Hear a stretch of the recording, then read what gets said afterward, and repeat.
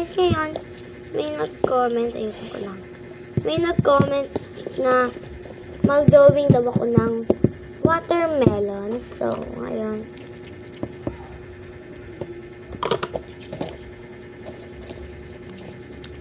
So, mag-ano daw ako ng watermelon. Ito yung books ko. Nasa side kasi dito eh.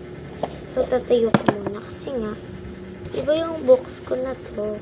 Siya yung unang-unang customer ko.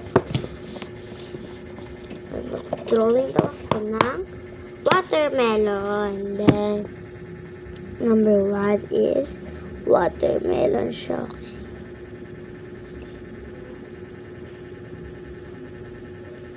Okay na yung watermelon mo.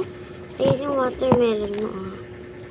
Yan, maliit lang kasi hindi ko kailangan ng malakihan. So, maliit naman talaga kailangan ko. Okay. Then, ito lalagay ko na siya sa baba kasi hindi ko na siya kailangan sa taas. Kailangan ko siya sa baba. So, paano ito mga salamin ko? Ang dami nang tatanong, ba't ito nilagay dyan? Eh, siyempre, malabo na yung mata ko. Then, nalagay ko na muna dito yung mga kagamit ko. Yan. Oops. Mahulog eh. Yan.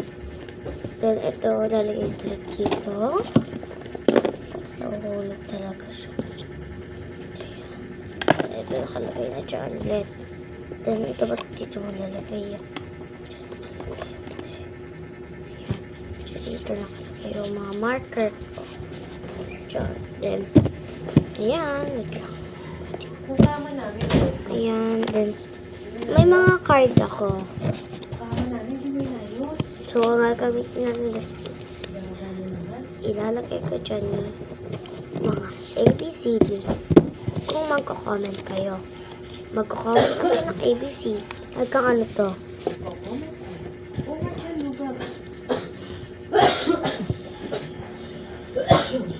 Hanggang E. Hanggang E yung kailangan nyo i-comment. So, kung sino unang makabunot ng letter A ay siya na ang magbabagi ng marker. Ilang marker ang bibigay ko? 1, 2, 3, 4, 5. 5 marker ang ibibigay ko. Sino magko-comment ng letter A? Mali pala yung sinabi ko. A pala dapat ang magko-comment. Kukunin ko pa yung iba kong marker dun sa bahay. Kasi kulang pa yan. Dapat 5. So, may kulang pang ibang green. Kaya, mag-comment kayo ng A, okay? A. Huwag mo nang pansinin yung ako kasi nagpapaano siya. Ayan. Letter A yung kailangan nyo comment. Bye-bye!